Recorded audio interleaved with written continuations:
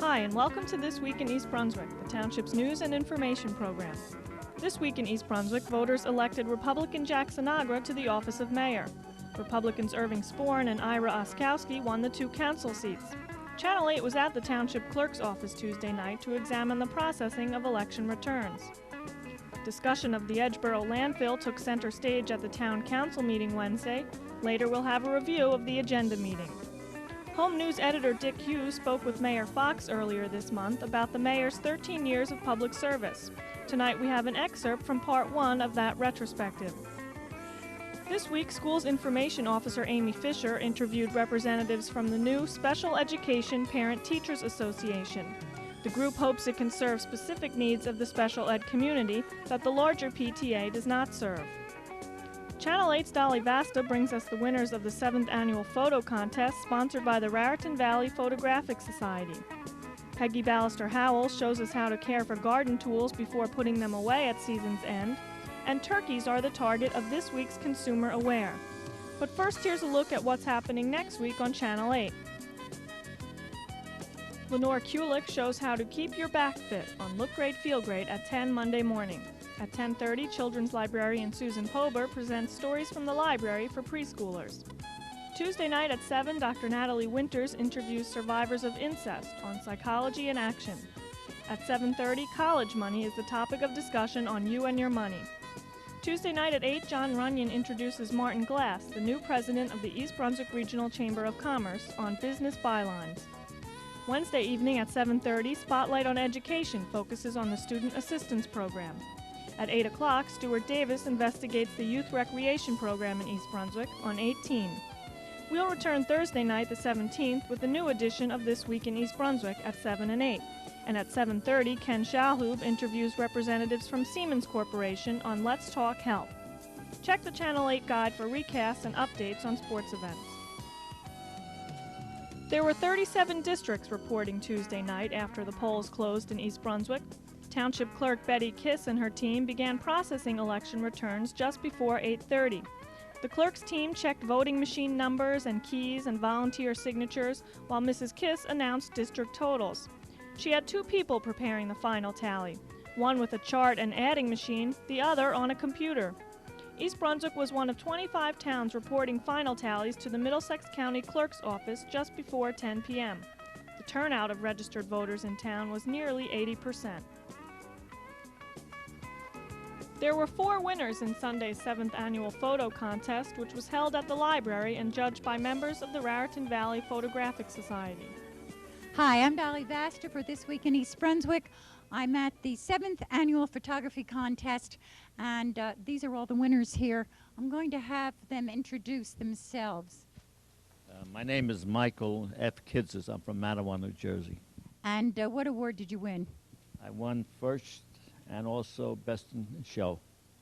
You had a cute story on this. You chased this child all over, you told me. Yes, this was taken in Shanghai on my trip to China, and I saw the little girl, and I thought I saw possibilities of taking a picture, so I finally got her tired, and she's leaning against the pole, and I snapped it. Introduce yourself. I'm Ed Consul from East Brunswick. And you won. First prize in black and white. When did you take this? This was taken when the Gucci brothers were doing the fireworks display in New Brunswick for their Oktoberfest. Well, congratulations. Thank you. Okay, over on my right, this is an old-time winner here. I'm Anthony Bassa, and I'm from East Brunswick. And you won. I won 3rd place. Last year you did. You took a lot of awards, didn't you? Yes, I won 1st, 2nd, and 3rd. Good. See, this year you got beat out. But it's great. It's a great shot. And last but not least over here. Nick Ciccarello in North Brunswick. And you won. I had 2nd place, 3rd place, and special honorable mention in color. Very good. And the name of your picture was? This particular one, the one that took 2nd place was the Sentinel. It seemed that when I was at the Everglades in Florida, this bird just decided to land about 6 feet from me and just stayed there and let me take all the pictures I wanted, which is kind of rare for these kind of birds. Well, we have, really a great group here, and it's from all the surrounding townships. And I'd like to mention that the contest was sponsored this year in part by the Greater Media Newspapers, which covers every one of the towns here. So Thank you, Greater Media Newspapers, which in East Brunswick is the Sentinel. Well, guys, congratulations to all of you, and I hope all of you come out next week, or rather next year. What was I going to say? Oh, yes, these pictures will all be hung at Playhouse 22, December 30th through the month of January. So there'll be a new show then. We welcome everybody to come out and take a look at them. How about it? In the meantime, take care. During taping of Part 1 of Channel 8's Mayor Fox Retrospective, Home News editor Dick Hughes asked Mayor Fox if the job is more difficult today than it was 13 years ago. Have the burdens of being a mayor of a township the size of East Brunswick, 40,000, have they increased in recent years? Has the job gotten tougher? Has it gotten easier? I think that the job has gotten tougher. Right. As I think back to, say, the period from 1975 to 1980, 81 or 82 in that time frame, and then from then to now, I think there's a clear difference. And it really is in two areas. One is that the issues have become considerably more complex. In the late 70s, while I suspect there were people who knew it was coming, for example, solid waste was not the issue that it is today. After 1981 or 82, when the economy began to recover, we began to experience the growth spurt that's taken place not only in East Brunswick but in the whole region. And traffic increased, and congestion became a problem, and it began to take longer for people to come to work and get to work. And so that meant that the issues just became more complex. And at the same time, I think the difference is that, and maybe attributable to the growth in the state of things in New Jersey today, people, in my opinion, have tended, some people at least, have tended to become more disagreeable. And in the prior period, people would disagree, but without being disagreeable. And now what we're seeing not only here in East Brunswick, but in Edison and other communities around us is audiences at public meetings shouting and catcalling at public officials and really being very angry and very nasty. And I think that that makes it much more difficult to serve in what, even though in the case of the mayor there's pay associated with it, in what is really a voluntary position. Yeah, one thing that I'm kind of struck by, I read recently, I think that the population of East Brunswick has actually only grown by about 3,000 since 1980, yet the perception is that it's probably much larger than that. Is that because that all the growth around us, and I'm sure that every township feels the same kind of pressure, that the growth around us affects every other community, and that, in other words, the development in Old Bridge can create traffic for East Brunswick and vice versa, of course. No question about that. And I'm not even sure how far the region extends. Right. The growth that takes place in Freehold and Marlborough, Middletown, Dover Township even affects traffic in East Brunswick. And indeed, the surveys that we've done have shown that on our major roads, as much as 60% of the traffic are cars not registered in East Brunswick.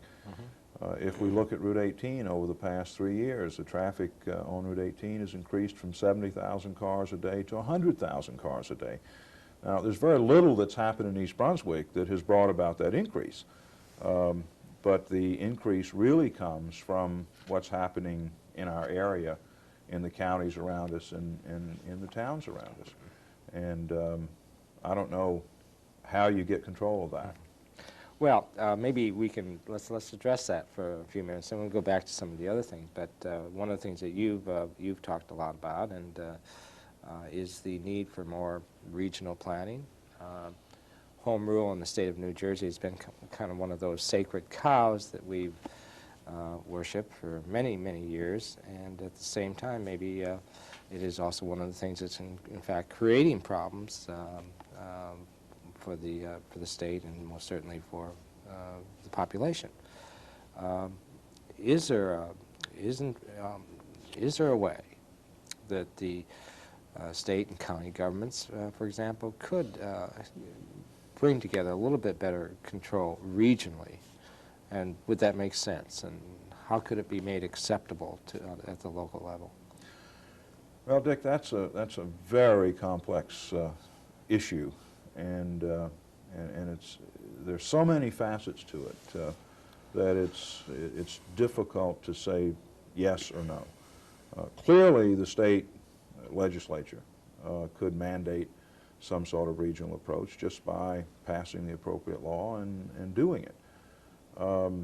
But wrapped up with that, you've got the issues of how do you finance local government, the so-called ratables chase that towns are in that causes them to seek ratables irrespective of the impact on surrounding communities, simply to be able to finance their government. So you almost have to lay a foundation for regional planning by arriving at some other method of raising the revenues needed by local government. Then, of course, you have the rights of the property owner, which are constitutionally protected. And I think one of my great frustrations has been that most people don't understand that those constitutional rights are very closely protected by the courts every time they come up. And so you're operating within a framework where the property owner has rights, where towns are not able to finance their government unless they can attract appropriate ratables or have exorbitant tax rates. And then finally, what is perceived to be good planning by the professional land use planners is not necessarily perceived to be the best thing by the people who are the constituents of those decisions. So it's a very complex issue, and I've thought about it a great deal, and how could you arrive at something that would work, and I must confess that none of the proposals I've seen which would place more power at the county level or put more power at the state level seem particularly attractive, because they don't address some of these more fundamental problems. And for the life of me, I can't come up with a better idea. So it's a goal that we ought to be striving for, but not one where you can easily craft a solution. And I think that's going to be true for a long time.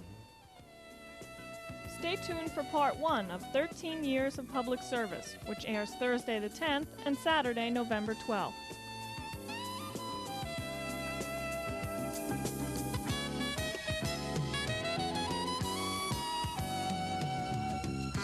Hi, I'm Amy Fisher, and I'm the Information Officer for the school system. Today I'm in the studio with Ron Gubbiotti, who is the president of the new Special Education PTA, and Pat O'Keefe, who is the supervisor of special education for the school system. And welcome to both of you. I'm glad that you could be here. Thank you. Ron, tell us, how did Special Education PTA, that is commonly known as Septa, how did you get started? Well, Amy was formed recently in March of this year, really by a group of parents that had gotten together just for support system, and decided that the best way to further the goals of what they wanted to accomplish was to have themselves chartered as a recognized chapter of the New Jersey Congress of Parents and Teachers. And they did that in April of this year. And what is the purpose of the organization? Well, the mission is simple. It's really to represent all of the classified children in East Brunswick. And that includes mainstreamed, resource room, out-of-district children, and children in a self-contained environment. And the goals in order to do that are 3. Number 1, to increase the level of communication amongst the parents and teachers and the administrators. Secondly, to promote an understanding, a greater understanding, of the types of programs that are available for the students, and also the level of expertise that exists in the district for working with special ed children. And thirdly, and most importantly, is to provide support to the parents, to the teachers, to the administrators, and most of all to the children themselves. Pat, what value do you see this organization to the special ed department in the schools? Well, I think we realize that the education of any child is most effective when parents and teachers and students come together as a team, and each team member individually understands what his or her contribution needs to be. In special education, that process seems to be a lot more complex. Handicapped children have a variety of disabilities, both in the nature of their disabilities and in the degree or severity of their disabilities. And that becomes very confusing sometimes for special education parents.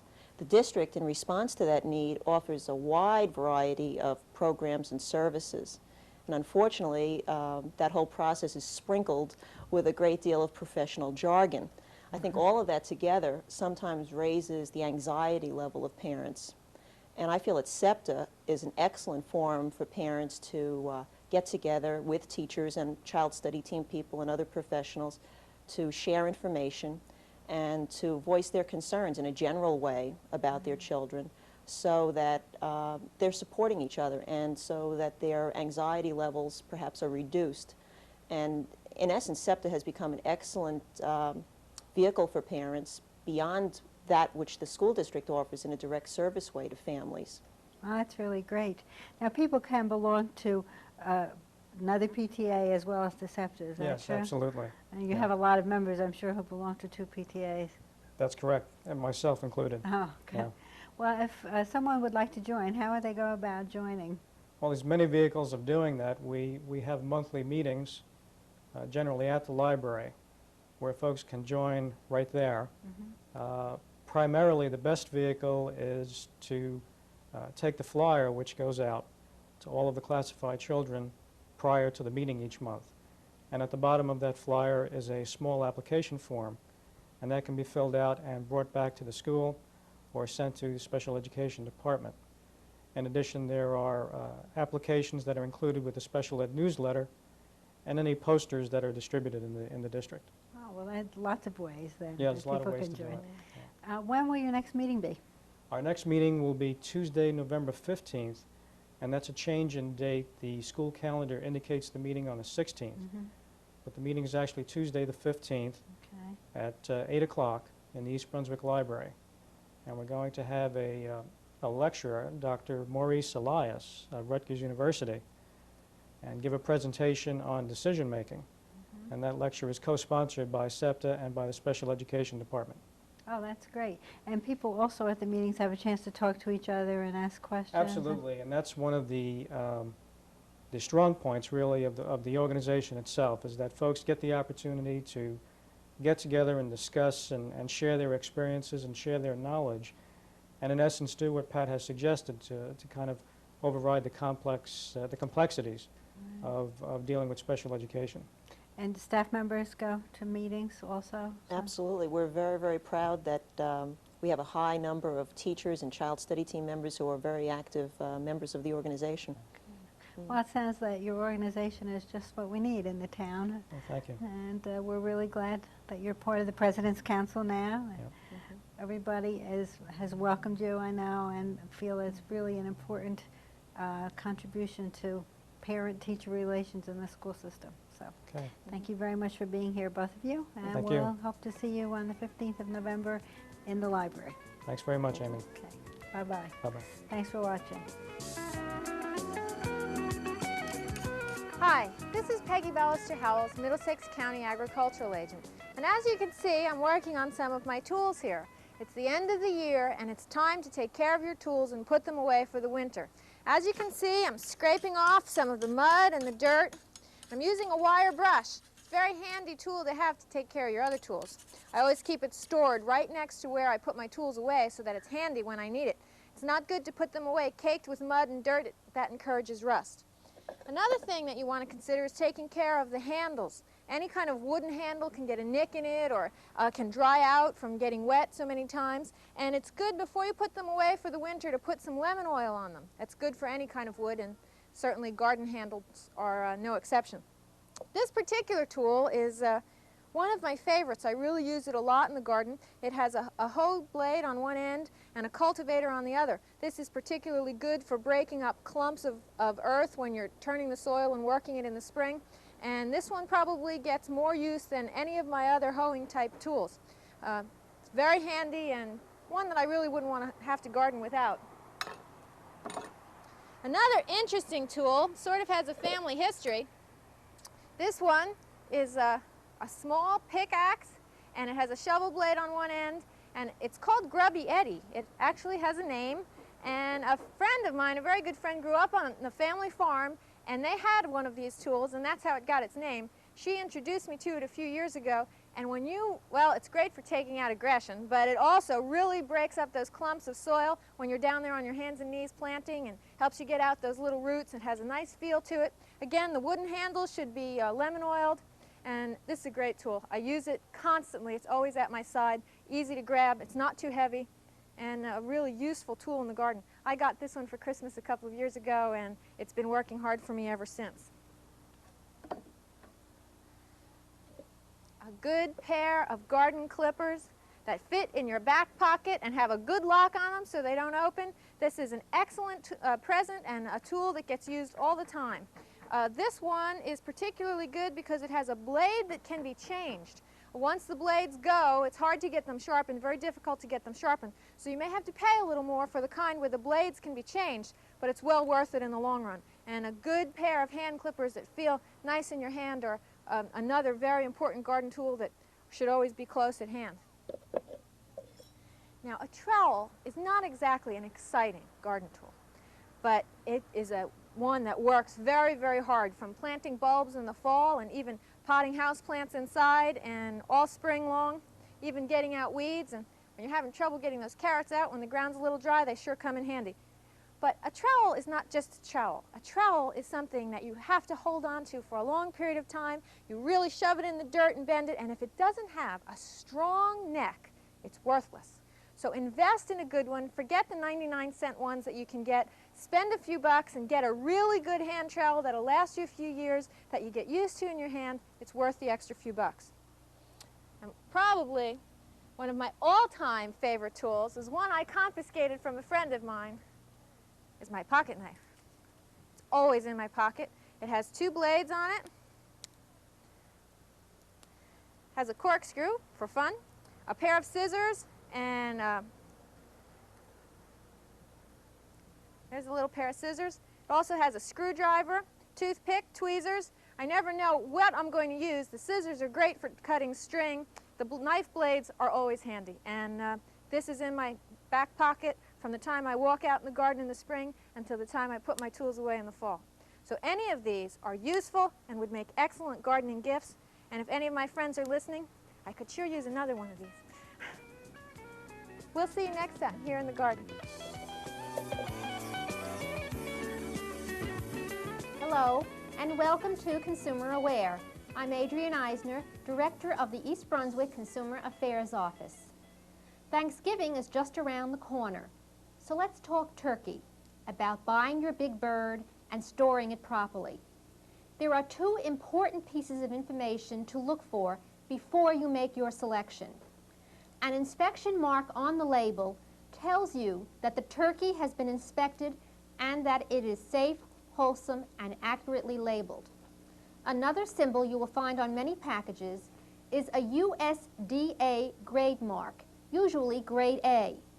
Grade A turkeys are meaty, have a well-developed layer of fat in the skin, and are practically free from pin feathers, bruises, cuts, or tears.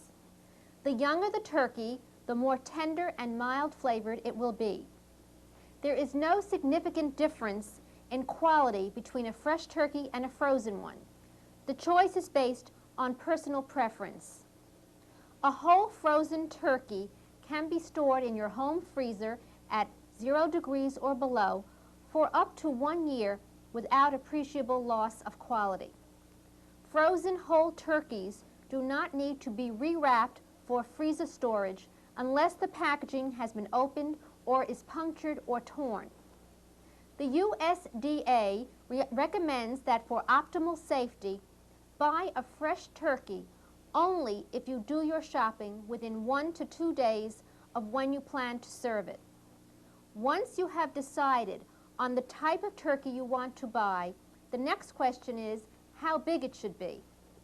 You can figure on 1 pound of turkey per person. If the turkey is pre-stuffed, allow 1 1/4 pounds per person. Thawing the turkey in the refrigerator is the preferred method for safety reasons, but you can also thaw it in cold water. The key to preventing excessive bacterial growth is to keep your turkey cold while thawing. A turkey can also be thawed in a microwave oven. You should check the manufacturer's directions for the size turkey that will fit in your oven, and also the minutes per pound and the power level to use for thawing.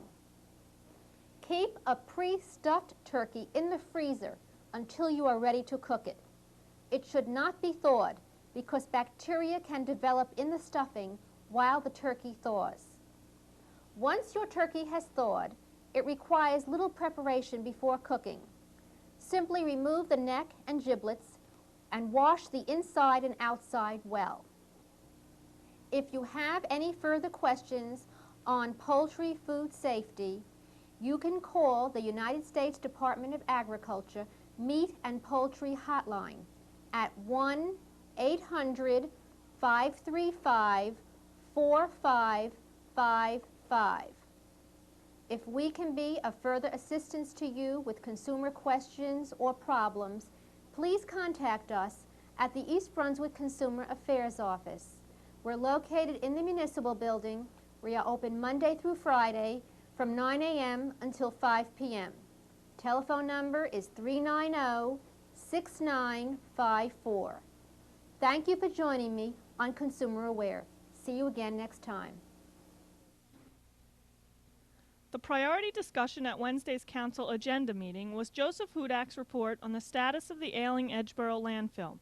Councilman Hudak presented negative EPA reports, which were recently sent to several agencies, including the Middlesex County Utilities Authority and the Health Department. Mr. Hudak was upset that East Brunswick was not receiving this critical information directly. He noted that 5 surrounding communities will be requesting federal investigations into the landfill's condition. The town's administrators have feared their own request would violate East Brunswick's contract with the Utilities Authority. Councilman Hudak called for an agreement that all correspondence and reports regarding the condition of Edgeboro be sent to the East Brunswick Council as well as to the other agencies. Also up for approval is a bond ordinance authorizing payments for improvements to the intersection of Route 18, Edgeboro Road, and Old Bridge Turnpike. Councilman William Kirk explained that the professional engineering service selected to handle the project was chosen by a 4-member panel who reviewed 3 proposals. The contract will be awarded to the RPAB, who projects a 6-month job with limited manpower.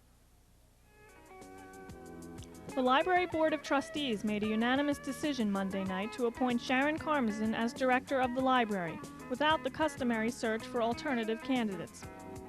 Ms. Karmazin has been with the library for 20 years. She has been the assistant director since 1979 and was acting director during the 9 months that David Weil served as township administrator. She has also been the library's acting director for the last 3 months. Ms. Karmazin says she is looking forward to East Brunswick's library being the first in the county to have the new automation system up and working, and she is excited about the prospects of a building expansion. That's all for now. Thanks for watching.